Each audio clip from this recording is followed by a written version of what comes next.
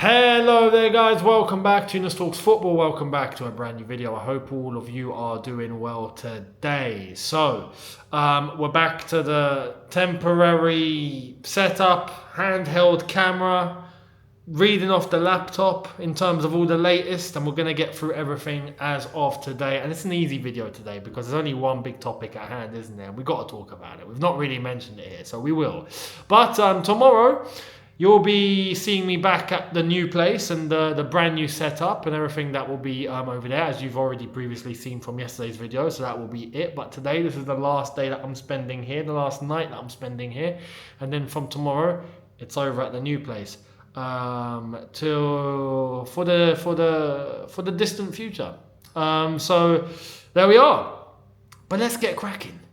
Let's get cracking because I've got 1, 2, 3, 4 things, 5 things to really talk about, and we're going to leave Chelsea to the end because it's not the biggest story, and I think we can end on a high, right? We can end smiling and laughing. Well, actually, we'll be smiling and laughing at the beginning too, because we're Chelsea fans, we're not Man United fans. But we're going to talk about Man United. We're going to start off, and I'll let you know the lowdown first and tell you exactly what's going on. And then we'll get cracking into it, right? I'll give you my thoughts overall. But before we do, make sure you hit that subscribe button, notification bell on, and make sure you guys are all tuned into the videos as they drop. So let's get ourselves cracking. Starting off with, what is the latest with Erik ten Hag? Erik ten Hag's in the mud, yeah? He's finito. I'll get to that in a sec. But let's read what has happened, right? I'm going to read this out to you now. This is from the Telegraph as of earlier on today, saying that Erik ten Hag is expected to remain in charge for Man United's games against Porto and Aston Villa this week, amid growing pressure on the beleaguered manager. Now, I want to put this out there. Man United, listen, there's Porto, there's Aston Villa. Then there's Brentford, then there's Fenerbahce, then there's... Is it Everton? But there's one game, and then there's Chelsea. Please keep him in charge for all of those games, right? After Chelsea, you can do what you want. I don't care any less after that, right? But please keep him in charge. INEOS, I know Said left you a wonderful letter yesterday, right? Big up Said, by the way, but bloody hell, he kicked off yesterday. And I'm going to talk about that in a sec, because I have to mention about Man United fans. I have to mention about what's been going on there. But, INEOS, I know you got a letter from Said yesterday explaining how, Ten Hag has to depart. No, come on. We can't let that happen. We can't let that happen, INEOS. You got to stick with your man. He's doing a great job. I mean, look, he's trying his hardest. He's trying his best. We have to reward people when they try their best. And Erik ten Hag is a very nice guy who is trying his best. And you don't sack someone when they're trying their hardest and they're really nice. You stick by them. And you push them on even further. And that's why I'm saying I think it would be wise to give him until after the Chelsea game, right? That's enough games. I think that's the perfect amount of games to gauge. Anything earlier than that, you're judging too early.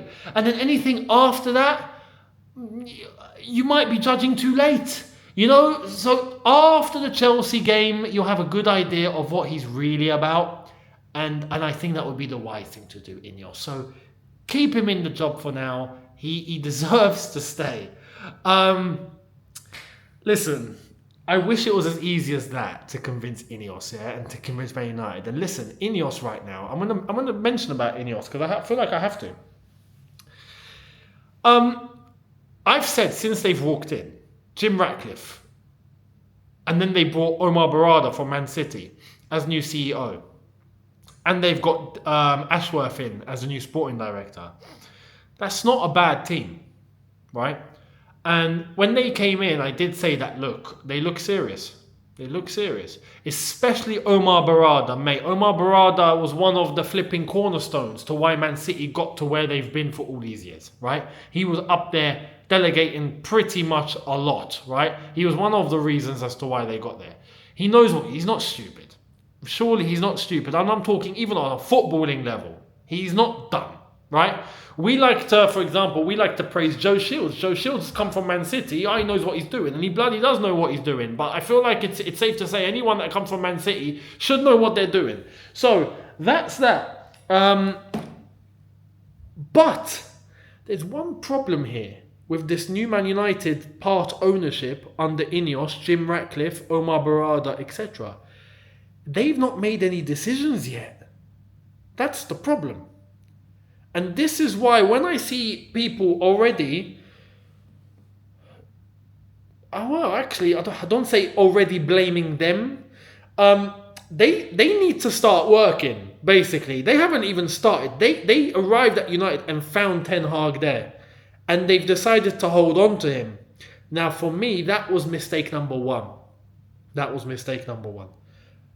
They should have got rid of him at the first opportunity, if we're being completely honest, yeah. And that cup win last season, that was a good old standard, old school type of cup win. You know, where some random team wins the cup. You know, do you remember when Wigan won a cup? How does that happen? Or when Birmingham City won the Carabao, well, the League Cup. It's one of those cup runs that just happens. You know what I mean? When United won it, they won it, and they deserved that, but that papered over everything, right? Ten Hag, if we're being truthful, let's be truthful and honest. He's cooked. He's finito. He's finished. And we know that. Everyone knows that. And look, people that are going to blame the United players, of course they're responsible. But I'm sorry. I look at Ten Hag. I heard him before the game against Tottenham. Well, I saw the clip of what he said after they lost 3-0, but I saw what he said before playing Tottenham. I'm sorry. But just listening to him, I'm not inspired. Like, I listened to him and I'm like, bloody hell, man. I wouldn't want to play for him. I really wouldn't. I'm being truthful here. I'm not trying to be personal or anything here. I'm being honest. He doesn't have the character even where you feel like, oh man, yeah, I've got someone here that I reckon I can trust. Do you remember Graham Potter? Yeah, who's having an audition on Sky Sports tonight. With Graham Potter, it was similar, but with Potter it was different. With Potter, like, he's just a genuinely nice guy. Like, you could just see, he's just a nice guy who we know has a good football brain, but he's just ultra nice. With Ten Hag, it's not even that. With Ten Hag, it's like, I'm struggling to read you, mate. I don't know what you could be the most gentle person in the world. You could be a serial killer. I genuinely don't know how to read this guy. This reflects on players, man. You need to have a personality. You need to be able to relate. And they've held on to Ten Hag for way too long. And he's been backed. And he's had money spent. He's got his players from Holland as well. Xerxes the latest, and there's still some people saying he's not been backed. No. He has been backed, but this was the problem. For me, if I'm going to criticise United on one thing, is I think they've backed him too much. He's the wrong guy to back. They shouldn't have done it. It is what it is. So this is where the situation is with Man United right now. I believe the right thing to do would be to get rid of him tonight, like right now. If I was a Man United fan, I'd be calling for his head. Yeah? Because it's obvious. And he's had time. Time's not even a thing. He's had time.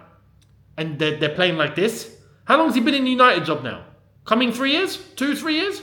This is what we're seeing? Come on. That Tottenham game was a joke. So overall, I'm not surprised that his name is now in the headlines. It's written on the wall. It's a matter of time. There's no way of saving this now. It's done. You think the dressing room's all of a sudden just going to get behind it? No chance. He's finished. It's a matter of time. But what I've said for time, I've said this since the summer, right? Because it's clear. Van Nistelrooy is there and he's in the waiting. He is there in the waiting. He will be the next Man United manager. It's so obvious. A 4-year-old can tell you that. And it's funny that, because I've seen Mark Goldbridge mention today, if we were to change and get rid of Ten Hag, I would want Van Nistelrooy. What a surprise. Now, talking about Mark Goldbridge, the United Stand have put this up, quoting Ben Jacobs, saying that INEOS are known admirers of Gareth Southgate and Graham Potter, and both would likely be candidates should a change be made. INEOS has tried in the past to bring Potter to Nice in France. Potter has been paid by Chelsea through September as part of his settlement and has admitted he's ready to get back into management after leaving Stamford Bridge in April 2023 and not working since. And he has gone onto Sky Sports tonight for the Southampton-Bournemouth game as a pundit, giving tactical advice. Like, listen, that's his audition. He is marketing to the world. Come and get me, right? So that's what happens to many managers when they're looking for a job. They go onto Sky Sports, they do a bit of punditry, then they start getting job offers. So I'm expecting a job offer soon. What baffles me about Graham Potter, Chelsea have been paying him up until now. Mate, this guy's been living the life. This guy's won the lottery. What a bad deal that was. That was a horrible deal on Chelsea's part. What were we thinking, man? I hope we're not going to repeat that mistake ever again. I really, really hope so. And I think with Maresca, he's got a 5-year deal, but it's a very cheap deal anyway. So I think we're all right there. But Graham Potter, Man United, listen, I got to be honest with you. I'm saying get rid of Ten Hag, right? But bloody hell, if they get Potter or Southgate, then at that point, INEOS, you can get rid of Ten Hag when you want. You don't need to wait until Chelsea. Because you know what? By the time Chelsea comes around, I think we might be in an even better position to beat Man United. With Potter or Southgate, yeah, it's fine. We'll be all right. No problem. Bring. Now, if they got, I've got to be honest here, if they got a Tommy T or they got a Nagelsmann, at that point, I'm asking questions. Because this is Manchester United. And those sort of managers would demand to get a certain stature of player. It would be a different story. Potter, good luck. Southgate, even more good luck. So it is what it is. Let's see what happens. So that's that. Now, there was a quick thing. Let me know your thoughts, by the way, in the comment section below. And I want to mention... Mate, Man United, what is going on overall? They're in a meltdown, but there's a civil war kicking off between their whole fan base. They're killing each other. Man. This fan's going after that one, that one's going after that one, that one's going after that one. They're insulting each other. No one's talking about Ten Hag. They're just trying to kill each other. It's just United fans killing each other. I'm like, what is going on here? I know with Chelsea, with us... We had a lot of difference in opinion, right? In terms of some are pro-owners, some are not pro-owners, anti-owners, some are pro-sporting director, some are anti-sporting director, some are pro-Pot, some are against Pot, some like Maresca, some don't. But it's always about the football club and it's always about the football. The conversation is always about Chelsea. We don't get to a point where we're killing each other. Do you know what I mean? Like, they've made us look gentle. We've been in the trenches for 2 years, and United, in the space of 3 days, 2 days, have made us look like absolute saints over the last 2 years. So, United fans, they are the new Arsenal, it seems. They are the new, like what we're seeing now. This is the new AFTV. This is the new AFTV. Saeed is rising from the ashes here. He is the new equivalent of the AFTV, but for United now. He is the UFTV. United fan TV now. It is what it is. So let's wait and see how that's all going to shape up. But let me know your thoughts on that one. Quick couple of things before we end. Patrice Evra went on the John Obi Mikel podcast and mentioned, right? He revealed that Man United had agreed to get Cristiano Ronaldo and Gareth Bale in 2013. But they didn't want to pay the 200 million combined fee, and as a result, Sir Alex Ferguson retired. Can you imagine? Because apparently Patrice Evra said that Sir Alex Ferguson told him that he's ready to stay 10 more years. We have to win more Champions Leagues, all of that. Can you imagine if United got Ronaldo back and Gareth Bale in that same 2013 window, just as we got Jose back? Oh, that would have been like our 2015 title. That would have been harder to get. For the neutral though, oh my God, it would have been United versus Chelsea, Jose versus Sir Alex round 2, all over again. That would have been immense. But I'm kind of glad it didn't happen, because that 2015 season title win, we were first from day 1 all the way until day 38. Beautiful season, lovely season. And was Jose's third Premier League title. So, well done United for not paying the money. Cheers. Now let's move to things elsewhere before we, things at Chelsea. I did say I was going to talk Chelsea. Let's talk Chelsea. There's a Palmeiras player that, apart Arsenal, Real Madrid and some other top clubs, Chelsea, Liverpool and Barcelona, are all interested in, and that is Vitor Reis in Palmeiras, right? Central defender. Centre-back renewed his contract this summer until December 2028, with his previous deal expiring in February 2027. His termination clause is 100 million euros. And Palmeiras have not set an asking price, as the intention is to keep him until after the 2025 World Cup. I'd like to think that we have first dibs because we're getting Esteval. But then again, Real Madrid got Endrick. So I don't know, like maybe we're the only two teams that can really start talking to Palmeiras on a really good level, because we've been there and done that. But I got to be honest, when you got that many big clubs and those big clubs looking at you, you must be good. I've not seen him play, I'll be honest. I've not. Vitor Reis, centre-back, I don't know. But when you got Arsenal, Real Madrid, Chelsea, Liverpool, Barcelona all looking for you, something must be right with you. Especially Real Madrid. Real Madrid are snooping for you. You must be decent. So I want to ask you guys: have you seen this defender? Do you know of him? Let me know what you think in the comment section below. Do you think he would be a good buy?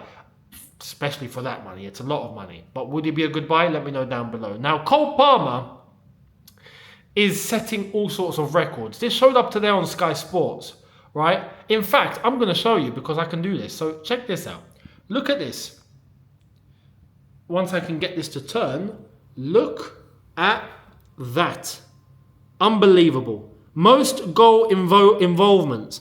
And it's Cole Palmer on 43 total. Harry Kane was 49. This is since September 2023. Palmer ahead of Haaland, despite more goals for Haaland. But the assists from Cole Palmer are stupendous, as Chris Eubank would say. And it's just unbelievable. Absolutely unbelievable. He is miles ahead of everyone else. And in such record time. What a player, man. Cole Palmer, we spoke about this on All You Can Eat Chelsea. That's the definition of world class. That is proper world class. Proper world class. So, honestly, absolutely immense. And I look forward to seeing what more he's going to do. That's what I'm looking forward to. He's got this free roll. He's only just getting started. Chelsea are not even competing for trophies yet. And Cole Palmer's doing this. What a player. What a player. So, let me know your thoughts overall on Cole Palmer. What an absolute specimen. And I know everyone's hyping him up now. And this is where I have to talk to Chelsea. Because you best believe this hype will create demand. Demand will create big clubs looking for him. That will create bids. And that will create a situation where I hope we don't sell. And the only way we're not going to sell a player like Cole Palmer, and let me tell Chelsea this now, is if we're winning trophies. Yeah? If he feels like he's got everything he needs at Chelsea, he won't need to go anywhere. So protect him, and let's get a team that's going to go and compete for silverware. Let's get on it, and let's do that, so we can keep these best players that we've got. That's how it works. So fingers crossed we do that. Let me know your thoughts on that one. And to end, did anyone see Jose yesterday? We mentioned him earlier. So, yesterday, Fenerbahce won. I think they won 2-0. But in the midst of that, Mourinho was upset with Dzeko's goal, right? It was ruled offside, and it was ruled offside too quickly. So, he did something that I'm not sure anyone's done. I don't think anyone's done this. Jose, when he's got... Look, people were complaining about dark arts. Arsenal, oh, look at their dark arts. Or Man City, look at their dark arts. Oh, no, look, this is too much. We can't handle this. Mate, you want to talk dark arts? Go and talk to Jose. Because this guy's plucking out things out of the book that we've not even heard of before. This guy is the mastermind of all dark arts. He is the final boss of dark arts. He made dark arts. He came up with it. Do you know what I mean? He's the Gordon Ramsay of dark arts. He's cooking it from day one. He went and got the laptop, right, that he was using. Him and his staff were using, placed it in front of the TV camera, had the angle to show the referee's mistake on screen, therefore it was broadcasted to everyone that was watching the game from the television. Everyone could see what the referee's mistake was, and he didn't even have to say a word or say anything to the referee. To the point where the referee clocked what had happened, went up to Jose and gave him a yellow card. Brilliant, absolutely brilliant. This is football heritage. This is football heritage, and this is why I was excited to see Jose go to Turkey, because I'm telling you, this is just the beginning. This is just the beginning. The antics we're going to see between Jose and the Turkish Federation is going to be on an astronomical level. You are going to hear things coming out of Turkey. It's going to be ridiculous. But can you win the title? He's only 3 points behind Galatasaray at the moment in second, so let's wait and see. Let me know your thoughts down below. Much appreciated with everything that I've mentioned. Ten Hag. What do you stand? What do you think needs to be done? Honestly, right? I know we banter and all that, but honestly, do you think Ten Hag should stay or should he go? United as a whole, in the mud. The club needs surgery. This is the result of all that the Glazers have done. Yeah, they have sunk that football club into the ground, and it's now up to INEOS to correct it on a footballing level. But they're taking their time. They're not making decisions. You got to start somewhere. Start making decisions. So there we are. Let me know your thoughts on that. Cole Palmer, this Palmeiras centre-back, and Jose. Let me know in the comments, and I will see all of you tomorrow for a brand new one. Do not forget, hit the subscribe button, notification bell on. See you lot tomorrow. In a bit, people. Take care and peace.